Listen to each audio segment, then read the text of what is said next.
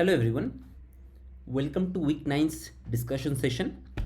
So, every other week, we'll be starting by going through previous year's assignments, and hopefully it would help you to solve this year's assignments. Okay, so let's start. The first question is, in 65 nanometer technology node, lambda is given as 25 nanometer, f clock frequency of the clock is given as 1 gigahertz, and it is mentioned that a chip is designed which consists of 515 to 10 to the power 6 logic gates. Okay, so basically we have two kinds of gates here. One are logic gates and another memories. Okay, memory gates. So it is said that number of logic gates is 15 to 10 to the power 6 with width w equals to 12 lambda and activity factor alpha is given as 0.1. The number of gates used in memory is 915 to 10 to the power 6 with w equals to 4 lambda and activity factor of 0.02. Given that Cg is 1 femtofarad per micrometer and C diffusion is 0.8 femtofarad per micrometer, estimate the power dissipated by VDD for the chip. So we have done this problem in the previous class also. This problem, such kind of problem has been given as previous week's assignment also, this week's assignment also. So let us quickly go through it and look how to solve such kind of problems. Okay, so we know power dissipated can be written as CL VDD square, right, into alpha into F, right, and if there are n number of gates we can write n also. So as there are two kinds of gates present, so my net power would be sum of P logic and P memory. There are logic gates also present and there are memory gates also present. Okay, so the net power would be power of these two. So my net power would come as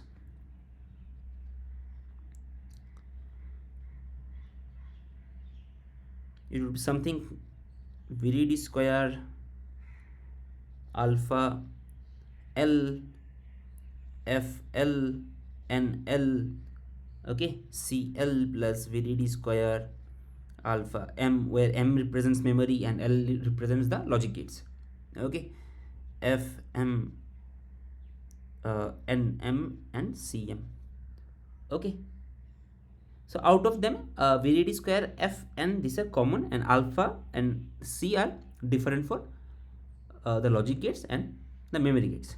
So I can write it as VDD square F into yes, n is also varying, right? So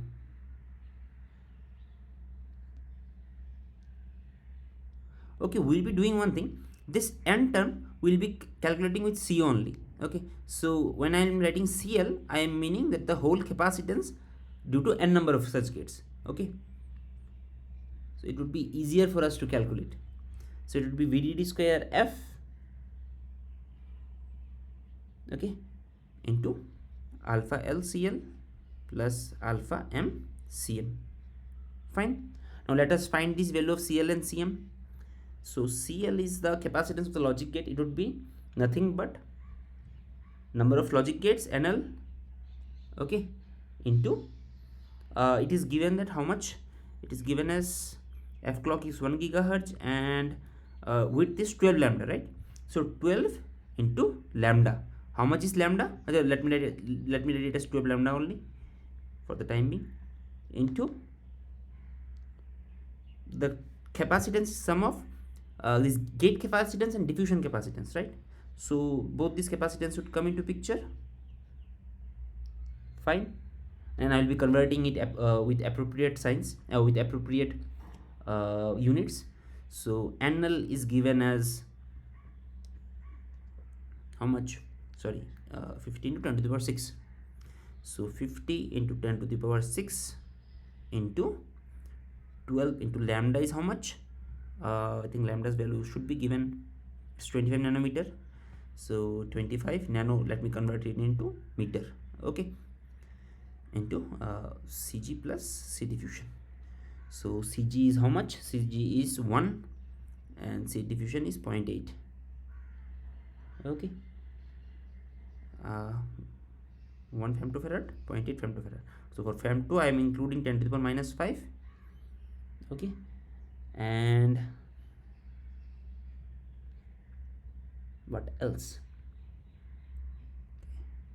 Per micrometer. So for micrometer I am converting into meter. Fine. So basically this is nothing but my NL, this is by 12 lambda, and the rest of the term is my capacitance Cg plus C diff for n such NL number of logic gates, right? Okay, so CL would come as how much? If I solve it, it will come as 27 nanofarads. Okay, so yes, 27 nanofarads.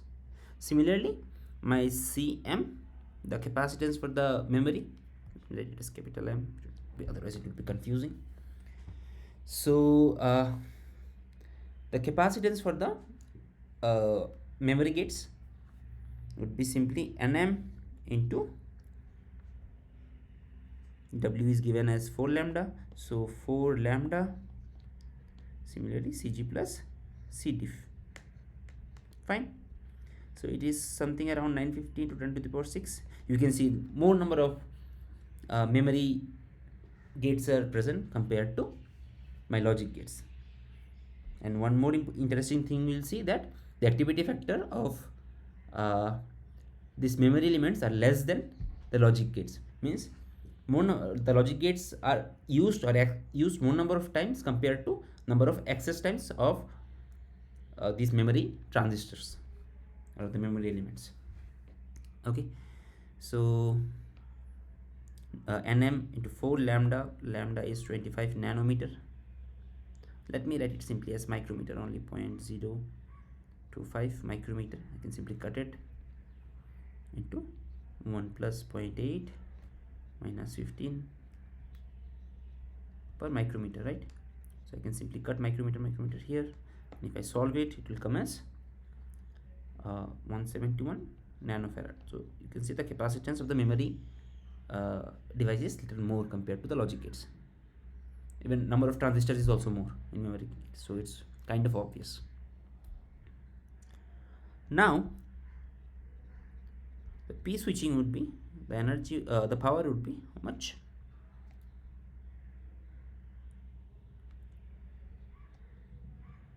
Alpha LCL plus alpha M CM F VDD square. Fine. So alpha L is how much? Alpha logic gate is given as 0.1 and alpha M is 0.2. So 0.1 into 27 nano, right? Nano plus 0.02 into 171 nano into F is 1 gigahertz, I guess, 1 gigahertz. So kilo mega giga is 10 to the power 9. Okay, into VDD square. VDD is I think given as 1 volt. It is not given, but we have used 1 volt, so just 1.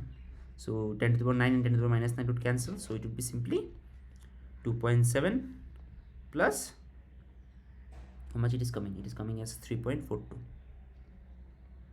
equal to 6.12 watt. So this is the correct answer. Clear? So this is how we can find we can estimate the power dissipated in a circuit which consists of multiple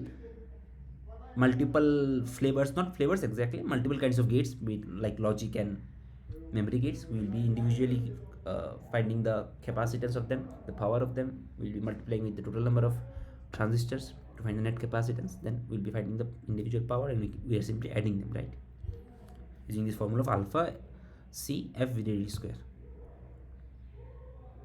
Hope that's clear. So now let's move forward to the next question. Question number 2 is, select the correct options regarding the statements. Okay, so what are the statements given? Let us look into it. The energy dissipated by PMOS is C parasitics into VDD square. Okay, let's look into it. It's an interesting thing. First of all, let me draw an inverter circuit, the transistor level diagram.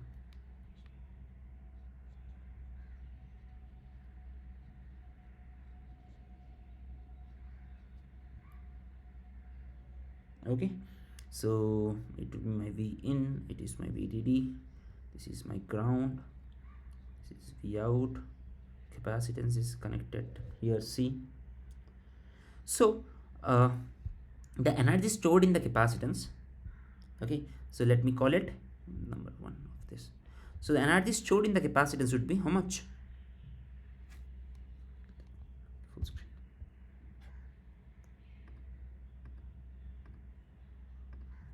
So the energy stored in the capacitance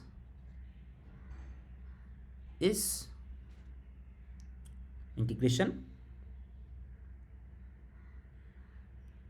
if the voltage, let me consider it as VCT at any given instant t, so it will be integration VCT into ICT. It gives me the power, and integrating with respect to time will give me the energy, the area under the whole VI curve. Okay, time would be from 0 to infinity, right? Sorry, t is 0 to infinity. Okay, so VC, let me keep it as VCT, ICD VCDT in capacitor, dt will cancel, so it would be in respect of VC from 0 to VC will be, let me consider the input as something like this, so output would charge from 0 to VDD. Okay, input is from VDD to 0, the output would charge from 0 to VDD through the PMOS, because it is asked the condition of PMOS here, right? So that's why I am considering this kind of input, high to low, so my output would go from low to high through the charging through the PMOS. Okay, so C is out, so integration VCT VCT dVCT, so it would be VC square by 2, so VCT square by 2, VCT is from 0 to VDD, so it is simply half C VDD square. Okay, hope this much is clear.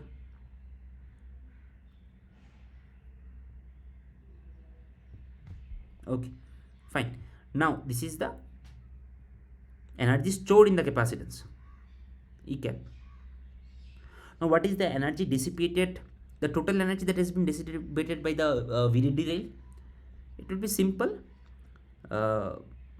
t equals to 0 to, sorry, t equals to 0 to t equals to t tends to infinity, VDD, because my voltage, the voltage rail here VDD has been kept, it is constantly supplying this voltage VDD, and the current is I is how much? C dVCT dt, right? So if I cancel it, it will come VDD into C integration dVCT from VC would be from 0 to VDD, so it will be simple VCT from 0 to VDD, so it will come as how much? It will come as C VDD square.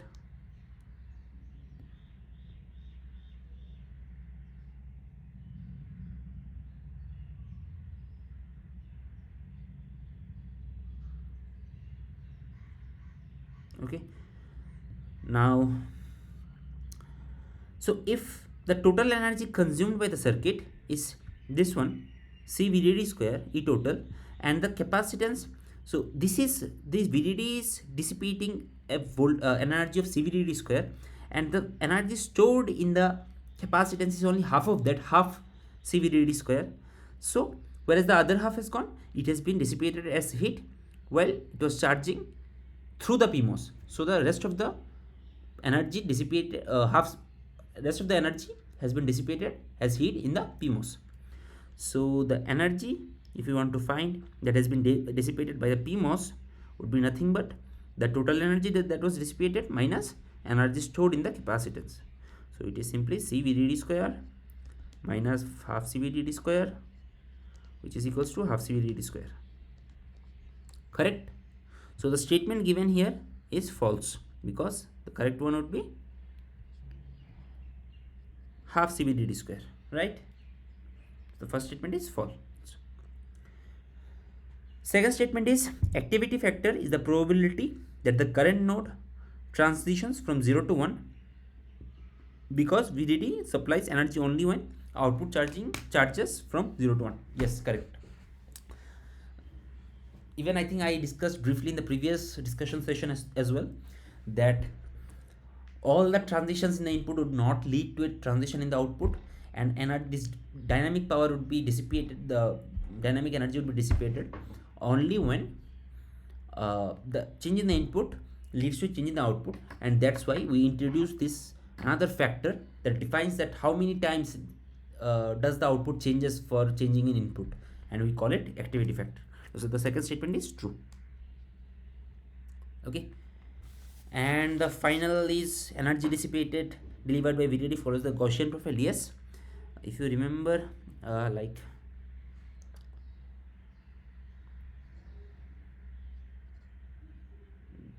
the power profile was coming something like this,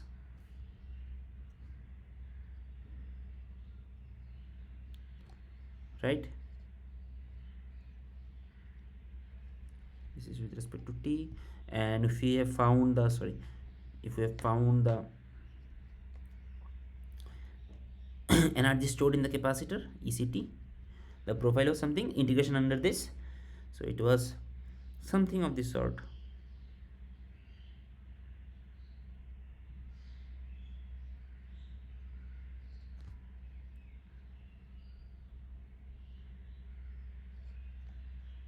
This is a straight line,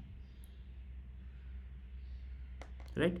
So it was initially linear in this region, this was linear, then it was Gaussian here, then some of the energy was dissipated in the NMOS for discharging this much of energy, then again it dissipated.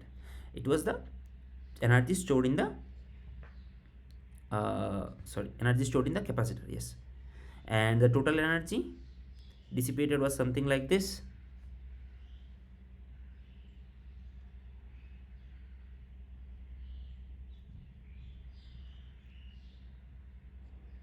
First linear, then it was Gaussian, right? Then if more energy, then again something like this. So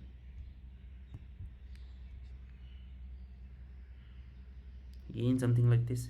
So basically you can look, this was my total energy, right, dissipated by VDD function of time. So we have achieved this region by integrating the area under this, and it was the energy stored in the capacitor, and this is the total energy. Okay, so you can see in this region it almost follows a Gaussian curve. Okay, so the third statement, that energy delivered by VDD follows the Gaussian profile, is also true. So the correct sequence is false, true, true, this one. Okay, clear? We can move forward. Okay, now something interesting is coming.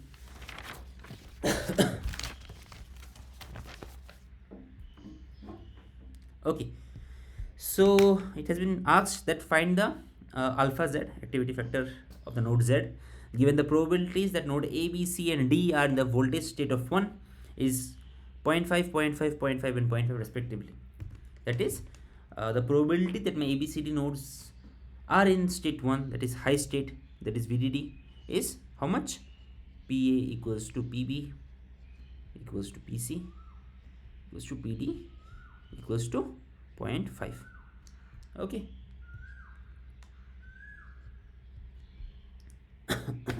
Fine. And we have to find alpha Z. Okay. So here two gates have been employed, NAND gate and NOR gate, 2 input NAND and 2 input NOR. Let us look into the truth tables of them. So first let me draw for a NAND 2.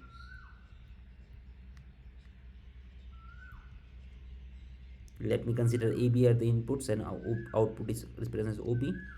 So this is my truth table, 0 0 0 1 1 0, sorry, 1 0 1 1. So it's NAND, so it would be 1 1 1 0. Now I can represent the probabilities as the higher one or the lower, as this p of output, or I can represent it using this 0, that is p of output bar. So for getting p of output I have to do 1 minus, as only one expression is there for 0, so it's better to write it as that p of output bar, that is 1 minus p of output. So my p output would be how much?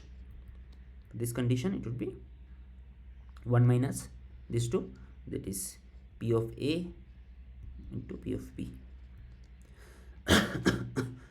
Okay, and I could have written them in terms of these three equations also, but then I have to write p bar pa bar plus pa bar into pb bar plus pa bar pb plus pa pb bar, something like this.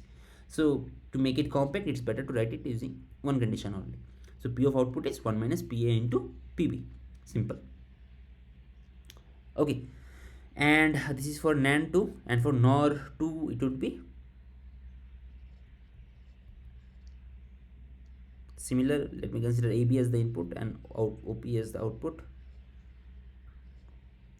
0 0 0 1 1 0 1 1. So NOR, so it would be 1 0 0 0. Fine.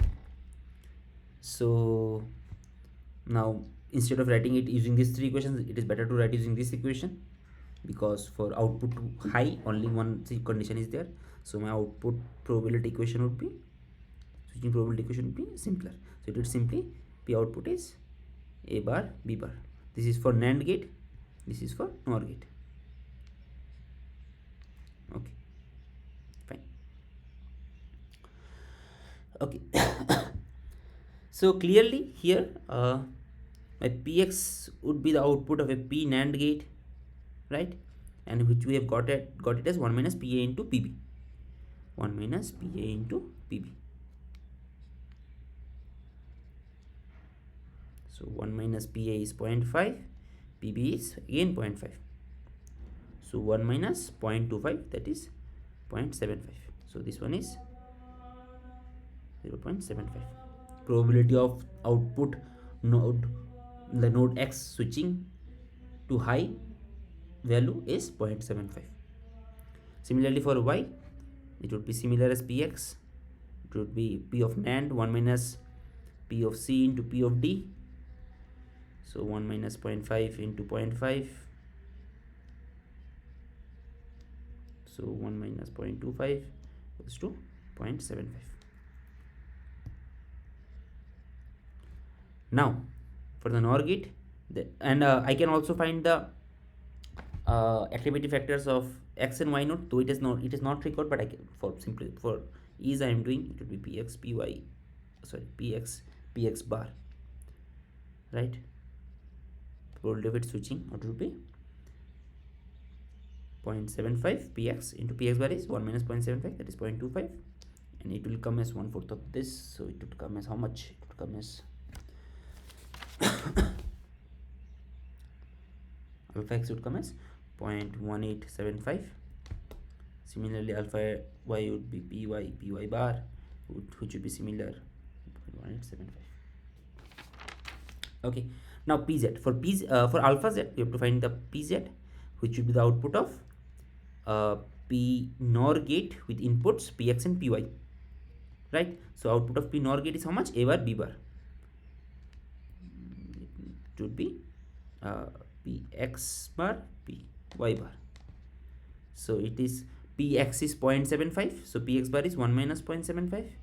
Similarly py is 0.75, so py bar is 1 minus 0.75. So it's 0.25 whole square.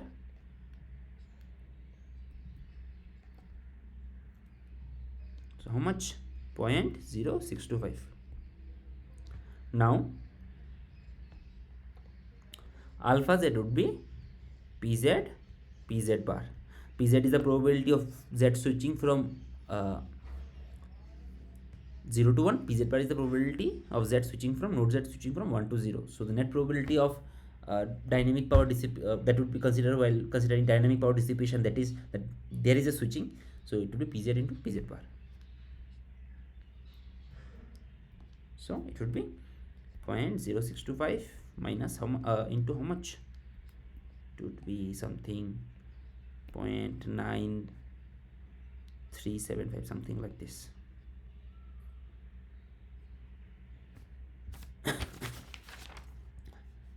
Okay, so it would come as 0.05859375. No need of so many digits, but I'm writing it. So the answer is this,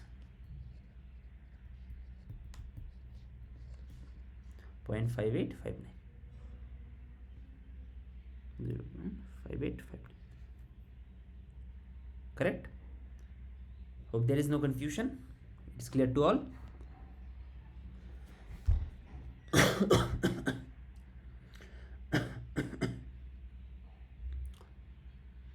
Okay,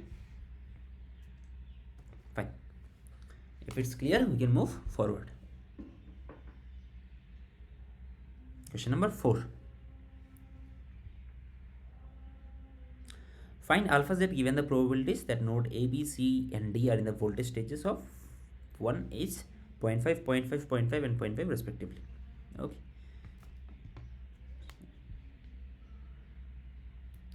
So this is given as 0.5, this is given as 0.5, this is given as 0.5, this is given as 0.5. Okay, so there are NAND, NOR and so there is NAND gate present and NOT gate present. For NAND gate we have already seen, for 2 input NAND gate the probability P NAND is how much? 1 minus P, let me call the inputs as A and B, don't confuse it with this node A and B, it's simply input, 2 inputs A and B, so 1 minus PA into PB. For NOT gate, let us look what it will be. So NOT gate, let me consider the input as A and output as OP. So I can write it using this also, this also. If I write it using this, my probability of output would be A bar, and if I write it using this one, probability of output would be how much? 1 minus A, like both are same thing only. But it is helpful to understand that I can write the expression using any of the conditions. Okay, like conditions for output high also, output low also, I'll get the same expression. Okay, so my Px would be how much? It would be of P of NAND gate, so it should be 1 minus PA into PB, 1 minus 0.5 into 0.5. So 1 minus 0.25, it is 0.75. It's 0.75. Okay. Now P of Y would be P of a NOT gate, this NOT gate, NAND gate is complete, now this NOT gate. So it is 1 minus P of X, right? So 1 minus 0.75 would be 0.25.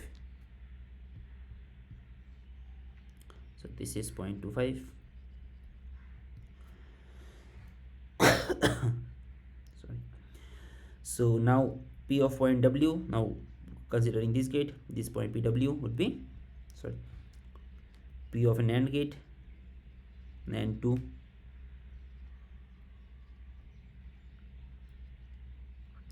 one minus P Y PC, PY and PC. PY is 0.25, PC is 0.5. So half of 0.125. How much? 8.875, I guess. Okay, so it is 0.875. So now considering this gate, P of U would be P of naught So 1 minus P of W, 1 minus 0.875, how much? 0.125. Okay.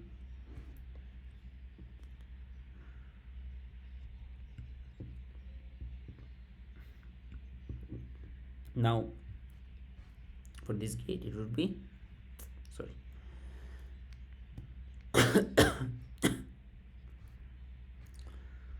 P of V would be P of NAND gate. To input NAND gate, number is given as NAND 3. 1 minus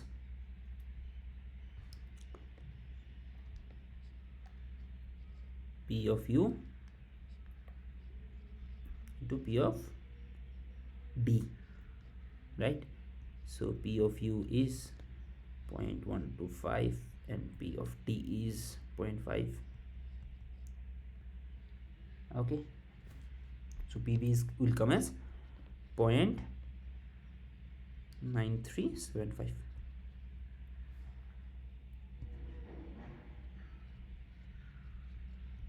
So finally, considering the last gate, this NOT gate,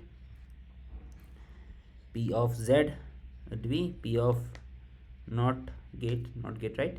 NOT gate, 1 minus P of V, it is 1 minus 0.9375. We'll get how much? We'll get 0.0625. Sorry. Now the activity factor alpha Z would be how much? We know it is Pz into Pz bar, that is probability of Z switching from 0 to 1 and multiplied by probability of it switching from 1 to 0.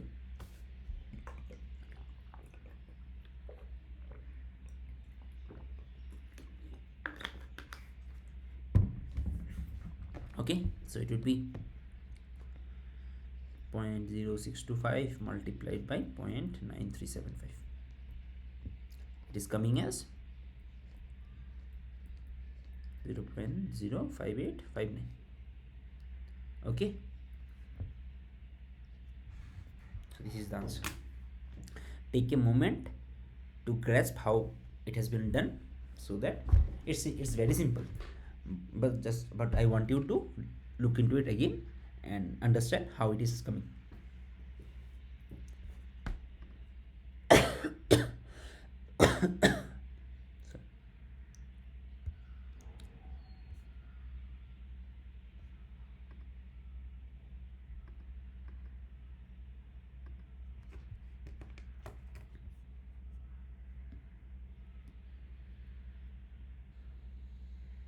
Clear? Any confusion?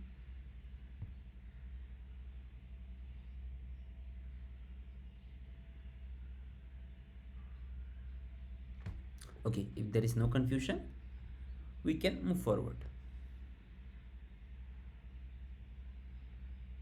Question number 5. Okay, select the correct statements. Fine. The drive factor of an AND gate with scaling factor of 10 is 2. Okay, so what was the expression for drive factor? If you remember,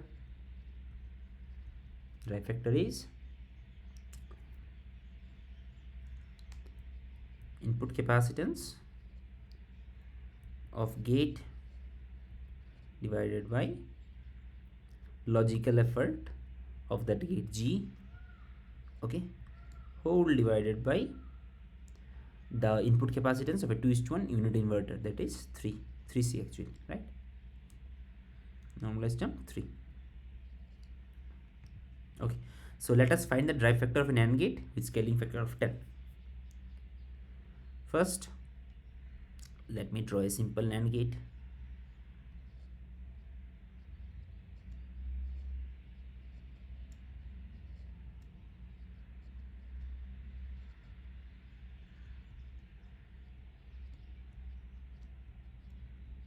Okay, so fine, it's the output. Now basically the scaling is such 2 to 2 2, but here the scaling factor is there, and the net capacitance connected here is given as 10. So if I consider that they all have been scaled by y, then you can see this 2y plus this 2y, so 2y plus 2y equals to 10. Okay,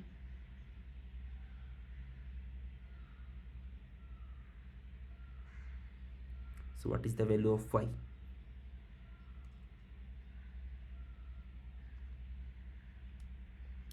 Y equals to 10 by 4, 5 by 2, right?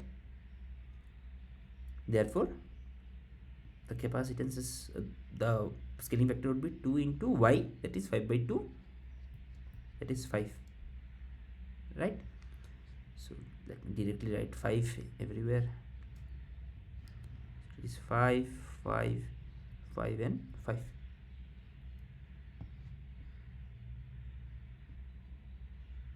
Okay,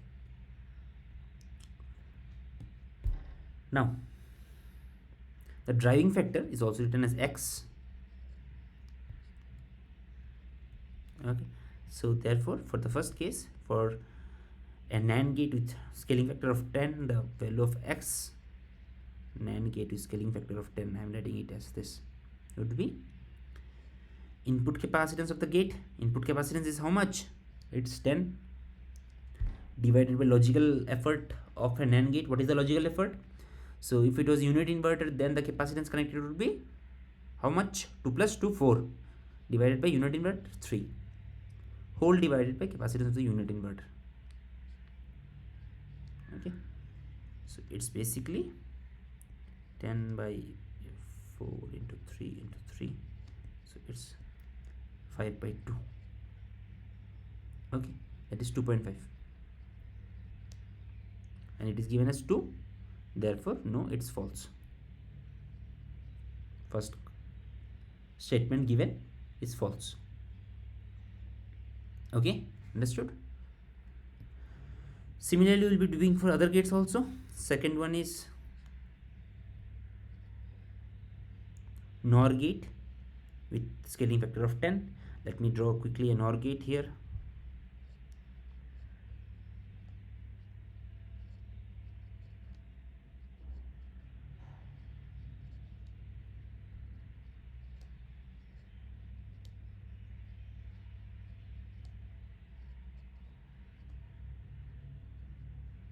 Okay, so the scaling factor is again given as 10. So generally the scaling is 4 4 and 1 1. So let me write the scaling factor, the new scaling factor as 4y 4y and y. Okay, so it is given, the capacitance connected is 10. It is also, the first one is also drawn as this one will be drawn as this one will be drawn as this NOR gate, right? Okay, so basically, so 4y plus y is equals to 10. You can see here, therefore y equals to 10 by 5, that is 2. If it's 2, then my sizes would be 2 2, 4 into 2 is 8, 4 into 2 is 2 into 4 is 8, right? Okay, now the driving factor x would be how much? X would be input capacitance 10, input gate capacitance, divided by logical effort. Logical effort is how much? 1 plus 4, for unit NOR gate it is NMOS is 1 scaling factor, and PMOS scaling factor is 4, so it is 1 plus 4 divided by 3, whole divided by capacitance of a unit inverter, it is 3. So it will be 10 divided by 5 into 3 into 3, so it's 2. So the next statement is correct. The drive factor of a NOR gate with scaling factor of 10 is 2. Okay, clear?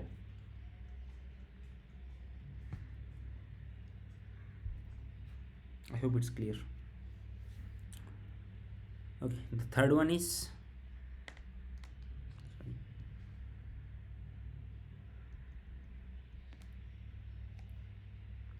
again a NAND gate, but the scaling factor is now 8. Okay, let me copy it.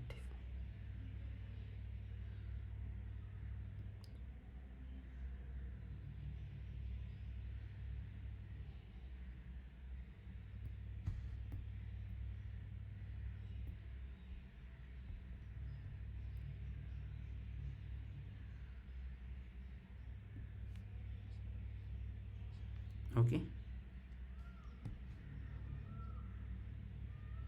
fine. Now the driving factor is given as, sorry, the input gate capacitance is given as 8, right? So initially if it was 2y 2y 2y and 2y, now this 2y plus 2y is equals to 8, this 2y plus this 2y is equals to 8, therefore y equals to 8 by 4, that is 2. So the net actual scaling is 2 into 2 4 4 4 and 4. Okay, correct. Therefore my driving factor x should become the input gate capacitance divided by logical effort. Logical effort is how much? It's 2 plus 2 4 4 by 3 divided by 3, so it's basically 8 into 3 divided by 4 into 3, which is equals to 2. So the third statement is correct. The drive factor of an AND gate is scaling factor 8 is 2.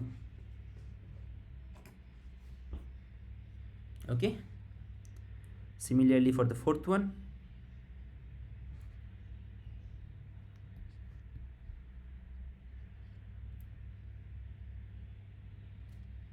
copy it again.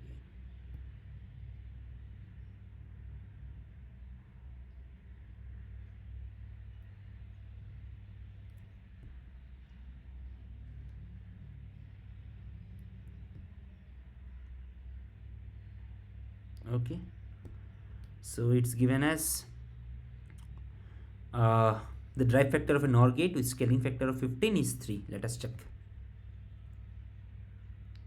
Scaling factor is given as 15.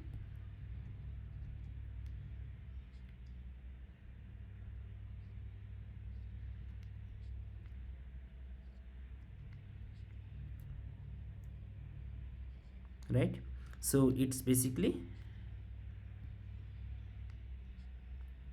y 4y 4y, therefore the capacitance seen here is 4y plus y, it would be 5y, which is equals to 15, therefore y equals to 3. So the actual gate sizes is 3 3, it was 4, so 4 into 3 12 12, correct. Okay, so now the driving factor x is how much? Input gate capacitance 15 divided by logical effort, which is 5 by 3 divided by 3, so it's 15 into 3 5 into 3, it's 3. So this is also correct. The drive factor of a NOR gate with scaling factor of 15 is 3. It's also true. So the correct sequence is false, true, true, true. This one. Check it, go through it once, see you understand it or not. Yes. Okay.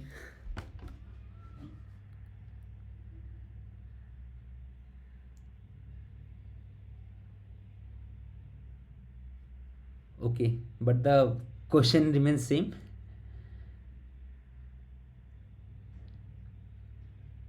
Sure. Okay.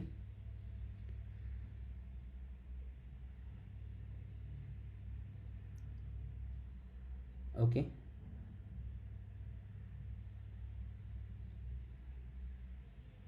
Okay, same only.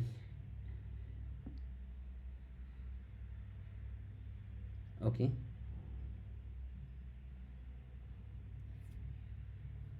so it's exactly the same one.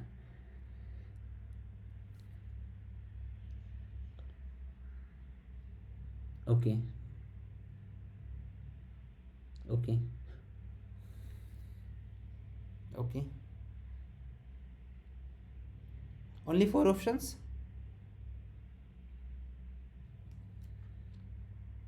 Okay, okay, okay. I think none of them is correct, right?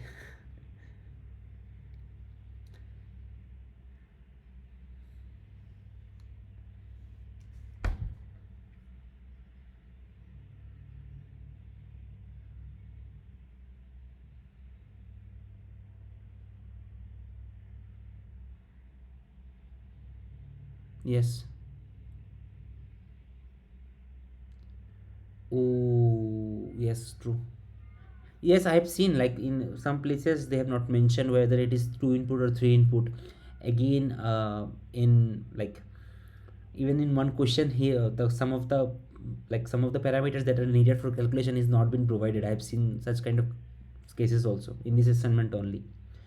So yes, you are correct. Yes, because it's see for two input gates, two, three, and four are correct, right? So first option will also be correct if it's a three input NAND gate. Yes, sure. Okay,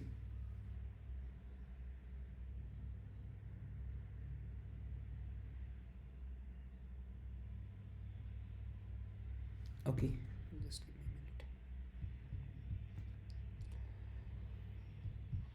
Let's go here. Three input NAND is given, right?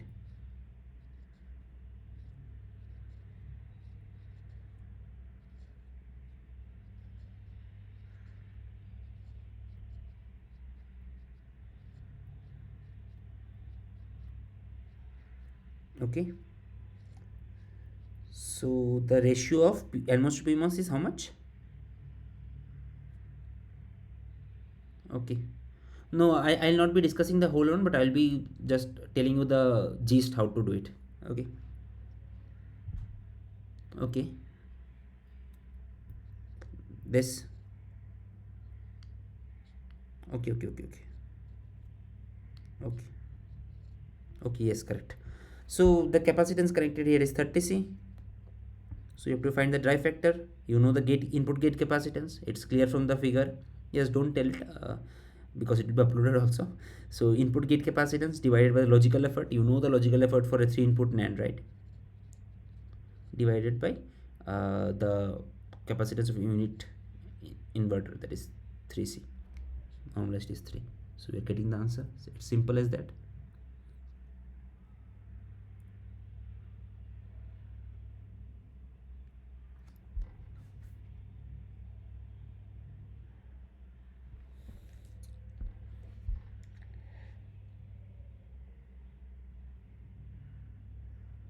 Okay.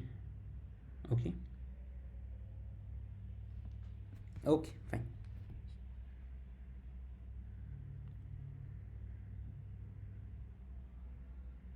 So you guys have any exam like tomorrow, day after tomorrow of this subject?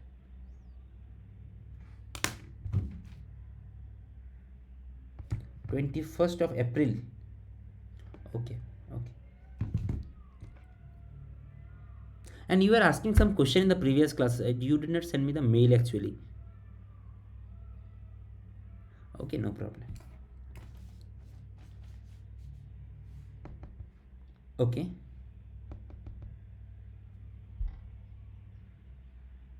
okay, okay. Like you have not got that part, that why we are scaling this both this frequency and voltage together. Okay. Yes. Okay, I'll be just quickly showing you once. Okay. Okay. Let me first complete this part. Okay.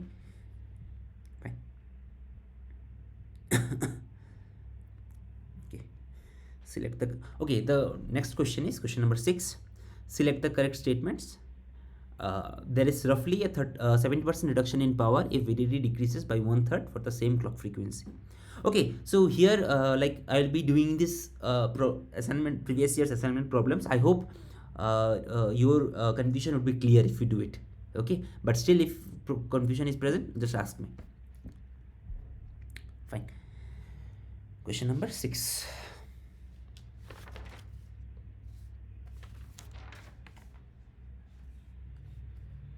Okay, so okay, we know for the first one, what is the expression of the switching power? It's like basically CL VDD square, and to bring the effect of switching, we introduce the terms alpha into F clock. Okay, now it has been mentioned that my new voltage has been reduced by how much? 70%, right? There is a 70% reduction.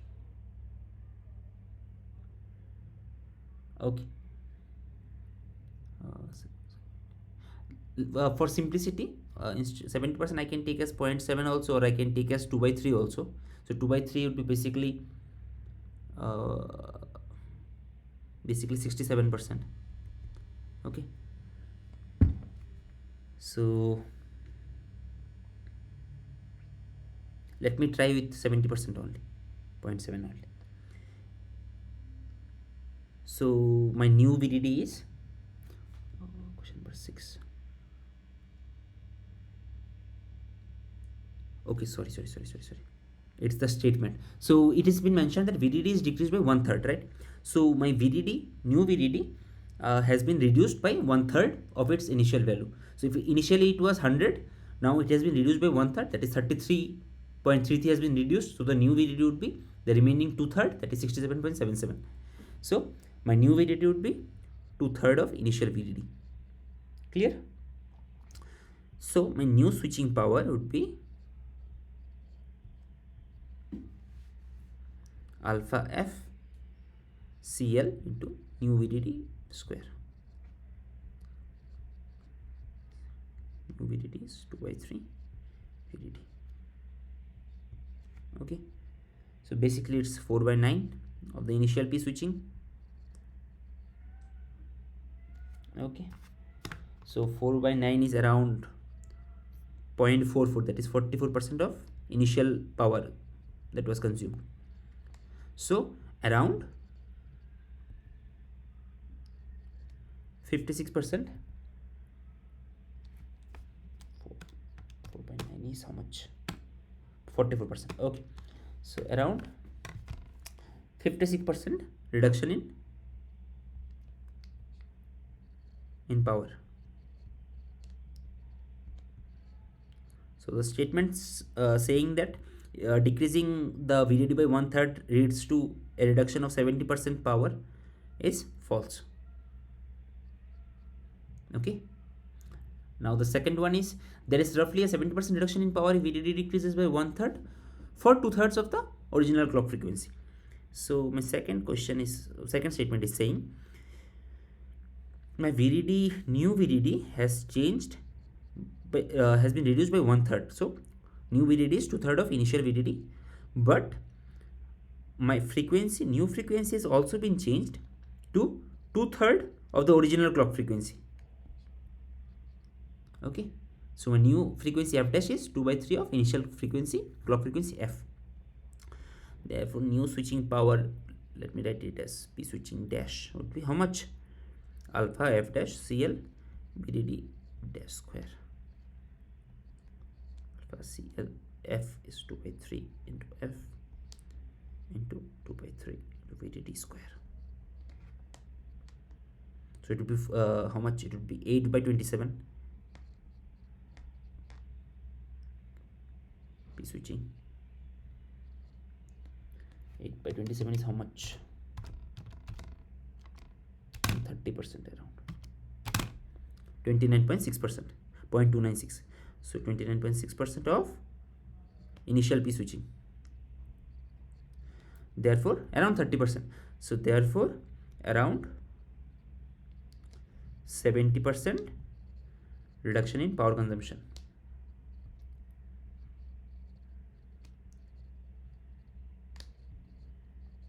Fine. So the second statement, that there is a roughly 70% reduction in power consumption if VDD decreases by 1/3 and for 2/3 of the original clock frequency, is true. Correct. The third statement is decreasing VDD increases delay. Now let us check.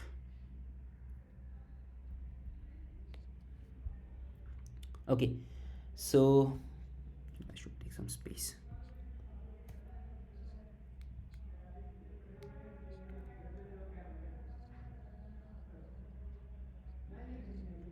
Okay.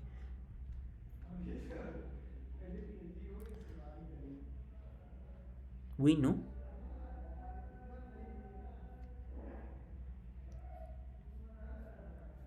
P switching expression is alpha F CL VDD square. Therefore, so to reduce the power, I can either decrease the frequency or decrease the VDD. This would lead to decrease in P switch. Okay, but my drain current would be, I am assuming that the current is in saturation region, so it would be VGS minus VT square.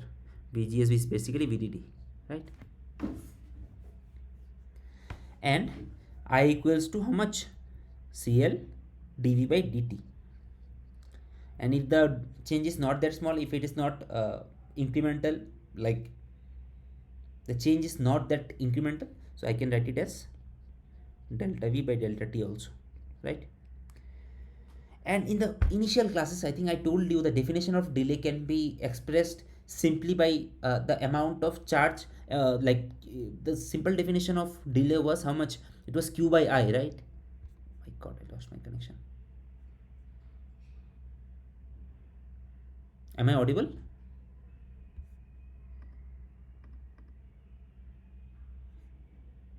Sorry, I lost connection for a moment.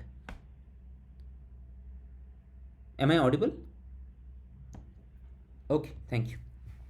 Okay, so if you remember, I said that the simple definition of delay was something as del Q by I, that how much charge, how much I need to charge, and what is my charging current, right? So you can see here also, if I write it as del T would be equals to IDS by CL delta V, right? So CL delta V is CV is what? Basically my charge. This is my charge basically. Okay. Sorry, I have written it opposite. It would be minus CL delta V divided by IDS. Okay. So basically this is charge per unit current. Okay. So now if I reduce this VDD term, if I reduce this voltage, the rail voltage VDD, my VGS would reduce, because VGS is how much? VG gate voltage is basically my VDD, and source is generally grounded for NMOS, so it's basically VDD, right? So if I reduce this VDD, my VGS would reduce. This in turn would reduce my IDS, right? If IDS and if IDS is reduced, this would imply my delay would go up. Correct?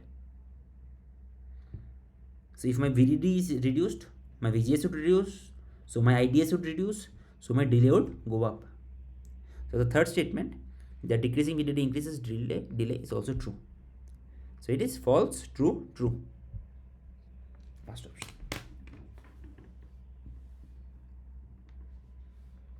Okay, fine.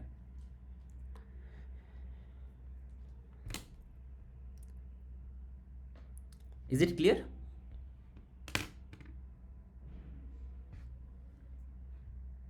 check it once.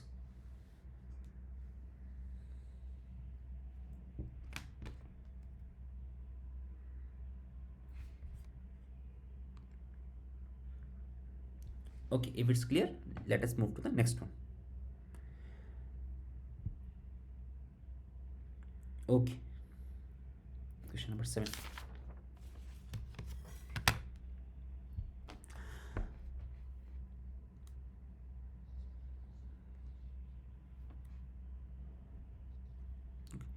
Select the correct statements. The first statement is there is roughly a 78% reduction in power if VDD decreases by 40% and running at 40% of original rate. Okay, fine. So we know that simple expression of power is alpha CL VDD square into F, which we can rewrite also as C VDD square into rate, right? And if I multiply, if I want to find energy, I have to multiply this power with time. Okay, so if I reduce the VDD by 40%, okay, I have reduced my VDD by 40%. So my new VDD would be, I have reduced, say I was having 100 rupees, I have reduced by 40 rupees, so my new amount left with me is 60 rupees, right? So if I reduce the VDD by 40%, my new VDD would be 0.6 of initial VDD. Okay, and clock is running at 40% of original initial one, right? So it is 0.4 of F clock. So my new power, switching power would be how much? It would be alpha CL F clock VDD square. Okay, so F clock is 0.4 of F clock, so alpha CL 0.4 F clock, it is 0.6 VDD square. So it's basically 0.4 into 0.36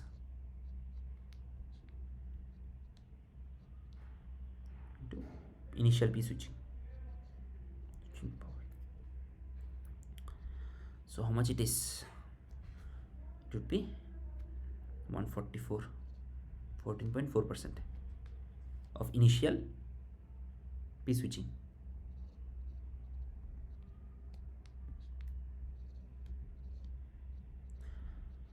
So my new power is 14.4% of initial power, switching power. Therefore reduction is how much? Reduction is 100 minus 14.4, it would be around how much? 85.6%. Sorry. So the first statement that the power would reduce roughly by 17% is false.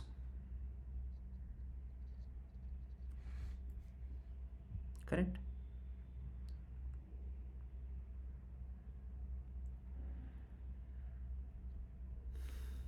Second statement is there is a roughly 70% reduction in power if VDD decreases by 40% and running at 60% of the original rate. Now let us check this statement. So P switching new one would be alpha CL F clock new. Let me write it as F only for writing it quickly. So alpha CL F is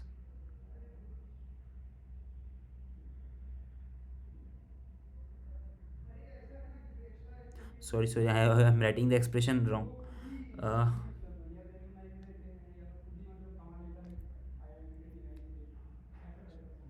It's basically C into how much this expression I should be using, C into VDD square into rate. Okay, this is my rate is changing, not the frequency. Calculation would be same, but expression I have written wrong. Okay, so it would be alpha CA into new rate. So not alpha C, just C. So it would be C into new rate is how much? 0.6, because 60% of original old rate, and power is reduced by VDD is decreased by 40%, so new one is 0.6 VDD square.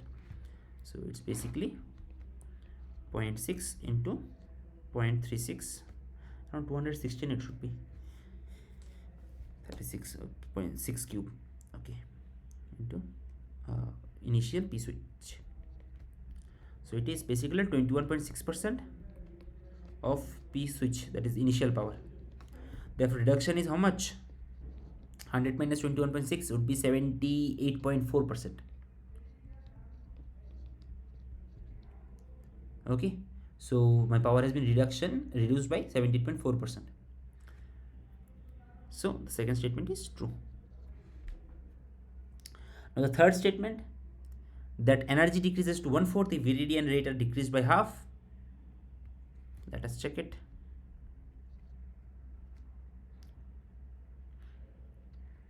Okay, so energy's expression I have just now written.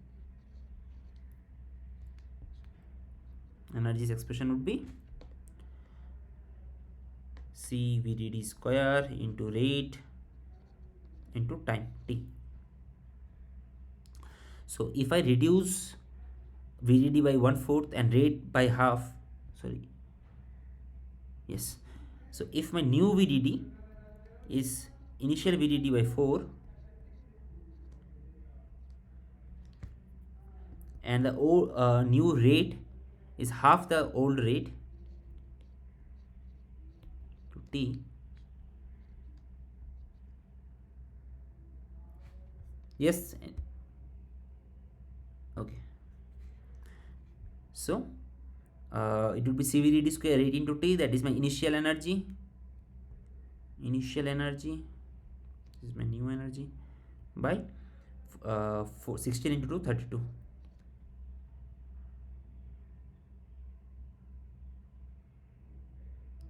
I think I had done some mistake. Energy has been decreased to 1/4, not VDD, right? So my VDD has not been reduced to 1/4, rather the energy has been reduced to 1/4. VDD has been reduced to half, so it would be 8 times my initial energy, right? And here it has been given as 1/4 of energy decreases to 1/4. No, it's wrong. Energy is decreasing to 1/8 of its initial value. Okay, so the third statement is also false. So the correct sequence is false, true, false. This one. See whether you are understanding it or not, whether I have done any mistake. If I am doing any mistake, please correct me, please point it out, or else check whether you are understanding it or not, what I have done here.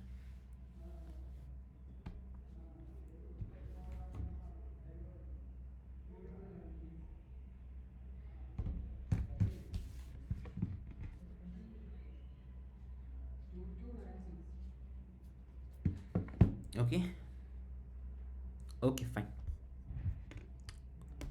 Okay, let us move to the next question. For two deterred levels of 0.5 VDD and 0.75 VDD, that is rate equals to 0.5 and 0.75 respectively, what is the reduction in energy? Okay. Now one thing is not been mentioned here, but as it is not mentioned, I will be considering that the values that has been used in the class are the values I will be taking. Okay, so what is missing here is the new rate. It is my initial rates are given, like my deferred rates are given, but the final rate is not given. As sir has used a rate of 0.6, I will be also considering the final rate as 0.6. Okay, so let me draw it first. Basically, if it was my total time 0 to t and I want a net rate of, say, a net rate of 0.6 and net time of t, for time of t, I can divide it into two time slots, say t1 and T2. Okay,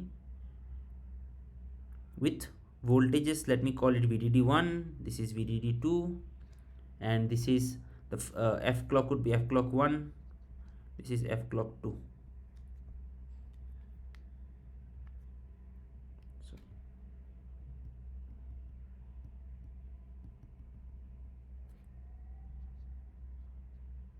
F clock 1, F clock 2, this. Okay, so final date I have considered as 0.6 and total time is T. Now from this it is clear that the net time T is sum of these two time slots T1 and T2, right? From here it is my first equation, and the second equation is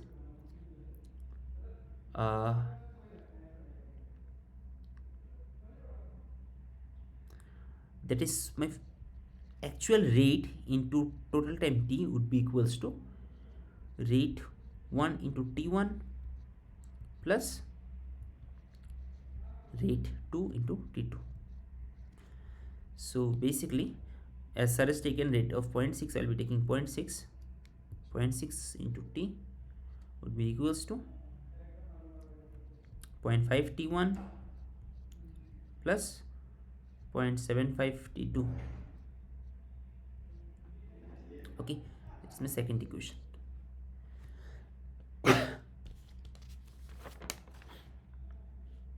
So if I solve it,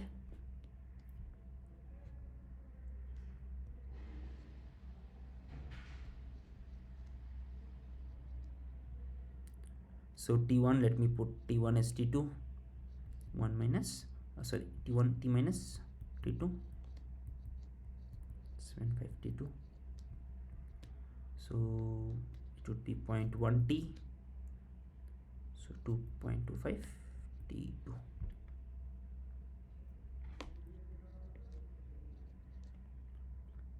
Implies T2 equals to 0.1 by 0.25, that is how much?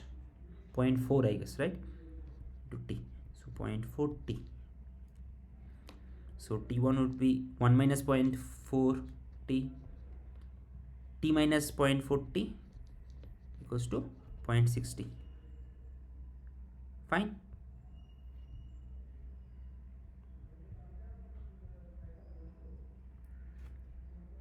Okay, now I know the values of T1 and T2 in terms of total time T. Okay, now it's simple. The total energy, net energy would be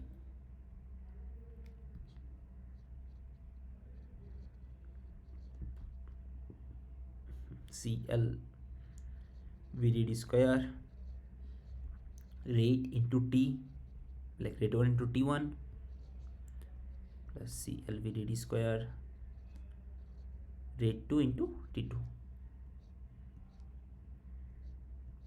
Okay, so CL would be common,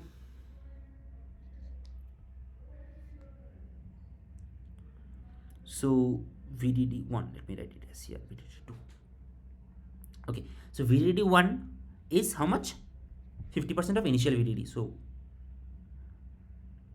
0.5 VDD square, and rate 1 is how much? Rate 1 is also 50% of initial. Okay, and T1 is 0.60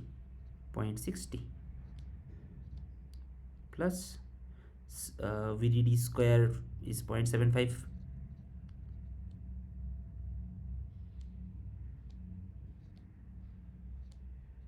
VDD square into rate 2 is also 0.75, and T2 is how much? T2 is 0.40. Okay, so basically I'll be getting CL VDD square T, so it will be 0.25 into 0.05, 0.125, right? 0.125 into 0.6 would be how much? It would be around 0.05, and 0.75 cube into 0.4, so it would be around point, how much it would be, 0.1687. okay, so it's basically coming as 8% and 24%, around 24.37% of initial energy. Therefore reduction in energy is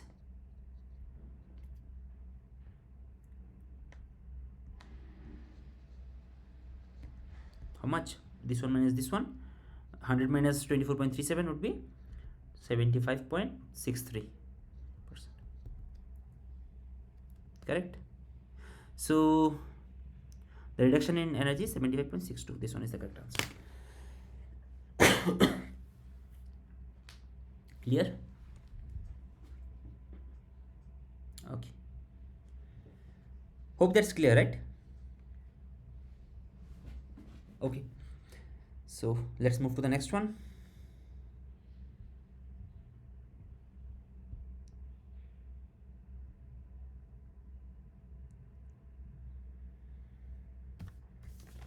Question number 9.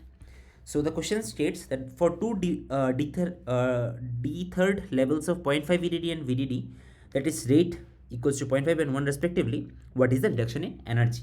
So similar to question number 8, just my rates and the d-third levels are given different. So we will be approaching with the same approach. Same, we will be considering the final rate is 0.6 and we will be finding it.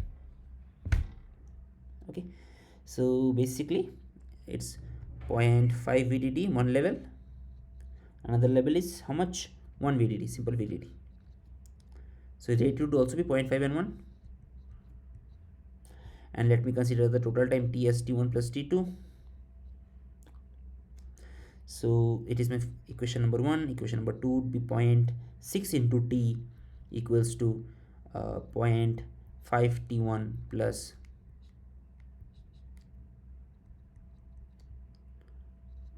T2, 1 into T2, right? Is equation number 2. Okay, so putting 1 into 2, I get 0.5 T1 would be T2 minus T plus T2. So 0.60 minus 0.5, okay,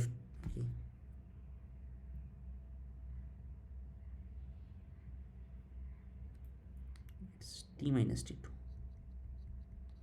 So 0.60 minus 0.52 would be 0.1 T, and T2 minus 0.5 T2 would be 0.5 T2.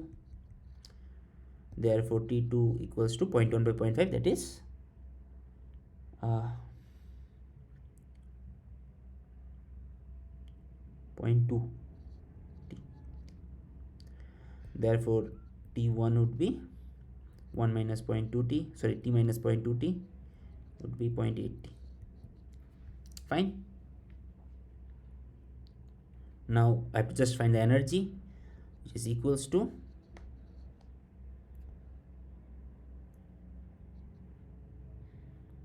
CLVDD1 square rate of 1 T1 plus CLVDD2 square rate of 2 T2.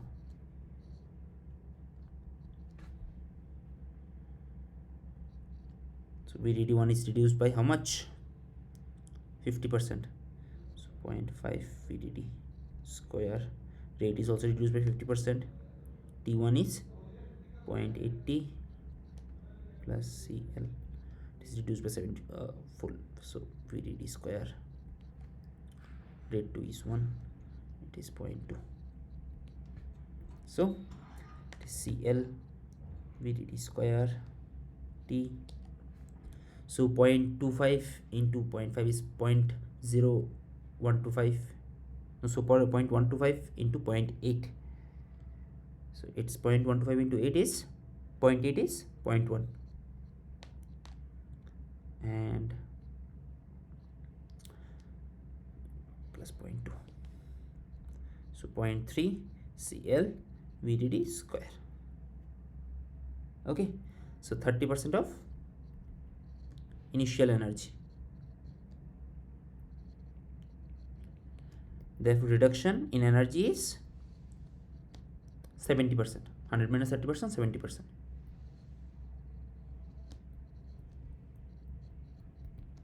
Correct? 20% is the correct answer.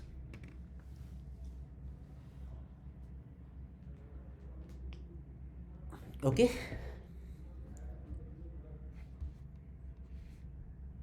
Fine. I can move to the final one. Question number 10. If it's clear to you. Okay. So question number 10. Final question. So given saturation current equation, IDS is given as beta and VDD minus VT square by 2. VT and VDD values are given. In terms of beta and capacitance C, the delay will be closely proportional to which of these factors? Okay, fine. So IDS is given as beta n VDD minus VT square by 2. Okay. Okay, now we know IDS is how much? It is minus CL dV by dt. So I can write it as delta V by delta T. Okay, but that is the change is not incremental, it is little bit of large. I can easily consider it. Okay, so basically you can see here this VDD is 1.5 volts and this delta V is how much? So yes, so basically it's charging from 0 to VDD or VDD to 0. So my delta VDD would be 1.5 only. Therefore my IDS would be beta n 1.5 minus VT is 0.3 whole square divided by 2 minus CL 1.5 by delta T. Delta T is my delay, right? That is the time that has been taken to charge it from 0 to VDD or VDD to 0. So delta T would be minus CL 1.5 divided by beta n 1.2 whole square is 1.44 144 1.44 2 3 by 1.44. So it would come as minus 2.083 C by beta n. Okay, C or CL, whatever you write, it is C only. Okay, so it's 2.08 C by beta n. And one more thing I have considered, like why it has been called that it is closely proportional, because like during the whole charging or discharging it would not be in saturation region, but for simplicity we have considered the whole current to be in saturation region. So I'll get the delay around 2.08 C by beta n. Okay, so this is the correct answer.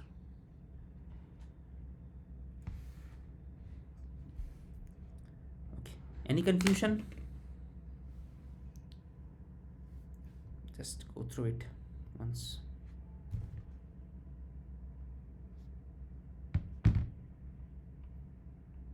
Yes.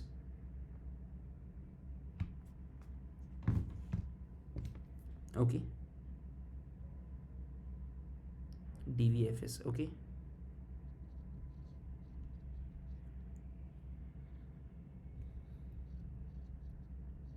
Okay. Okay.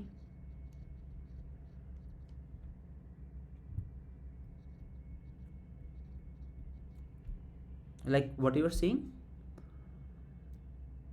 Okay.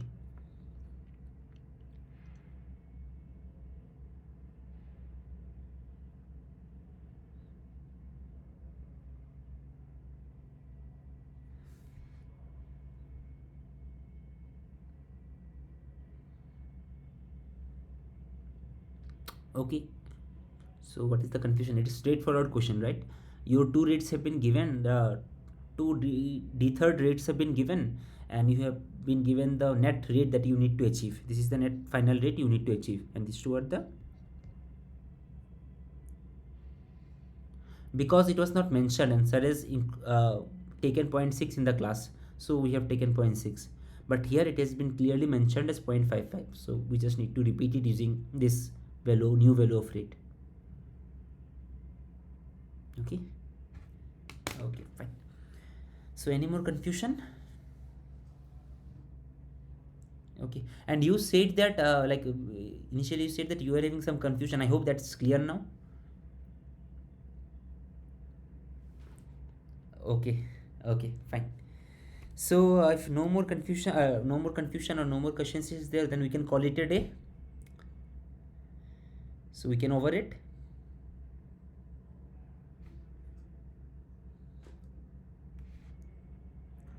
Okay, you are late, right?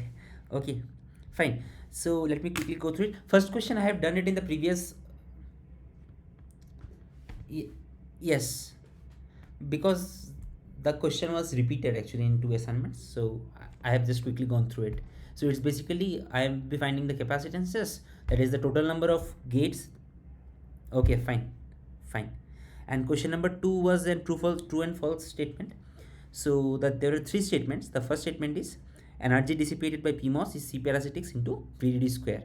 How will find the energy dissipated across the PMOS? So if it is an inverter, as you can see here, so the energy that is stored in the capacitor, we can find it out using this expression, right?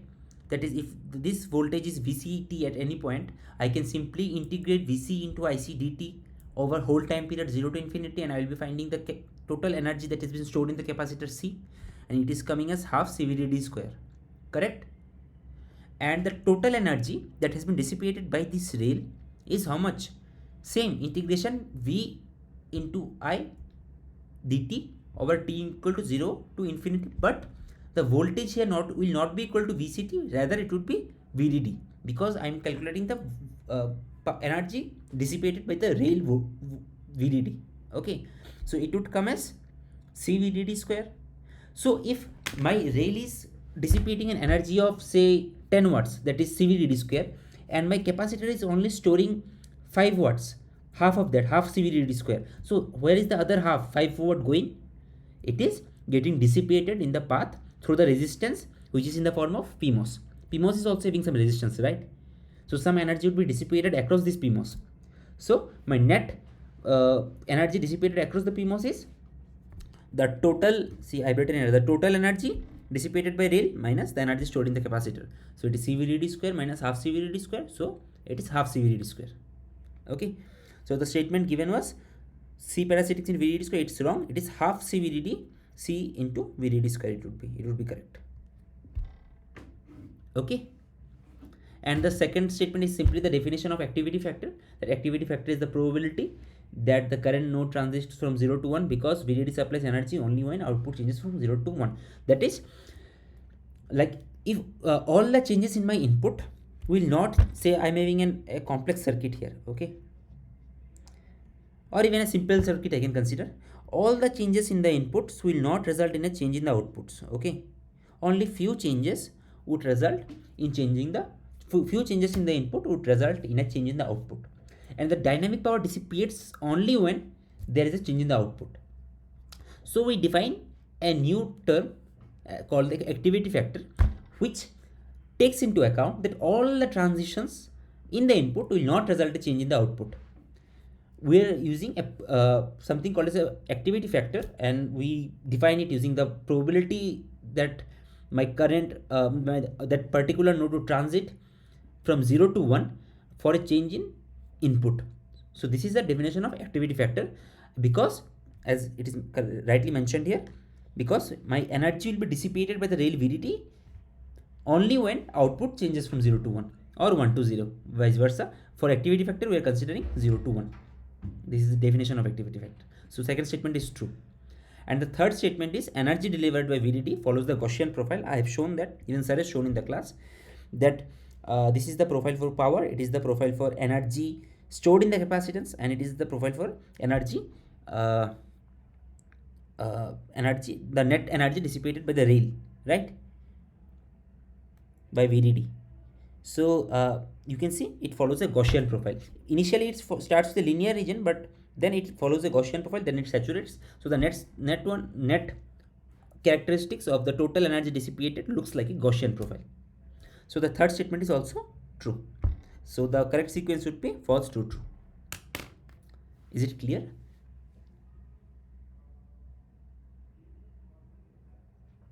Okay, any more question? Okay, good, very good. uh,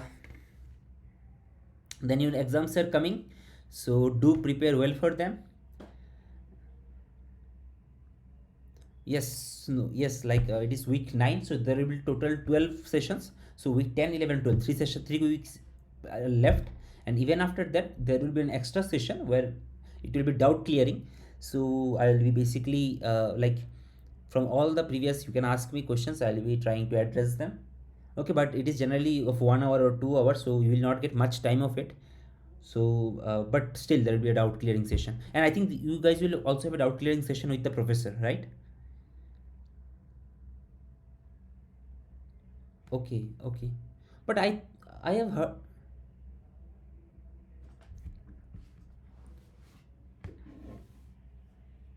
Yes, when all the course will be complete, I hope, I think so. There will be a session with the professors also. Professor Madhav Rao, you will be able to ask any confusion or any queries. Will be able to ask him. As far as I know, okay, I'm not sure of that, but as far as I know, there will be a single session with him.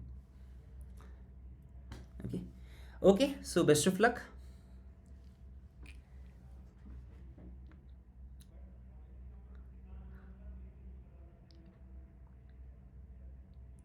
See, actually, I have not set for any NPTEL course myself till now. Like I have done the courses, but I have not given any exam till now.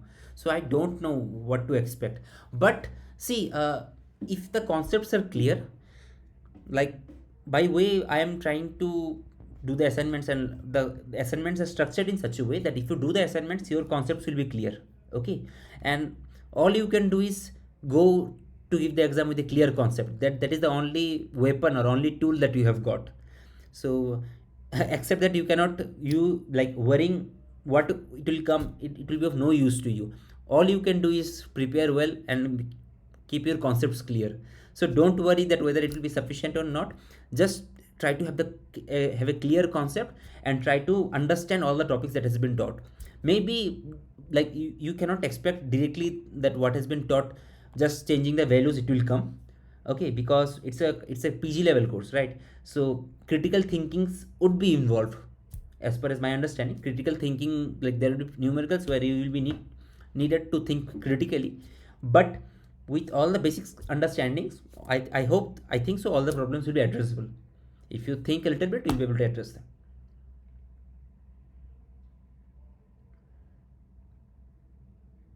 Okay, okay. Like pre PhD means?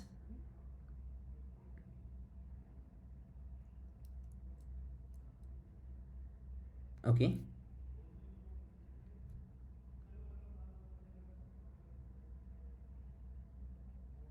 okay.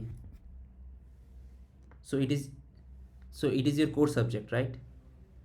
Okay, fine. Like when I took admission for PhD, I was direct PhD student. I came from directly from BTech, so I have to do 10 such courses. Okay, and 10, not in NPTEL, like in my IIT Kanpur, I have done 10 courses, and IIT Kanpur like offers one of the most rigorous courses in any of the institutes in India. Okay, so don't worry. Like just go, like from my experience, I'm saying just go with a clear concept, and like if any questions are there which involves critical thinking, and I am sure there will be some questions, I hope you guys will be able to address them appropriately if all the concepts are clear. Yes, yes, yes. So in generally in IITs now, UGSC has done it for all the colleges, but for IITs this provision has been there since many, like many years, like even in foreign universities also. Because if like if master's degree is mainly for focus towards jobs, right? So if you are focused that you'll be doing a PhD, what is the need of doing a master's in between? Okay, so yeah, like many students in IITs join as direct PhD students also. Many of my friends are direct PhD students. Like many of my friends in my IIT are direct PhD students. Like many students come from like doing masters also, but there are a good number of students, a lion's share, not lion's share, a good number of students who has joined PhD directly after BTech. Okay, okay. So best of luck. I can so we can end this meeting now. Sure, sure. Okay. Bye. See you.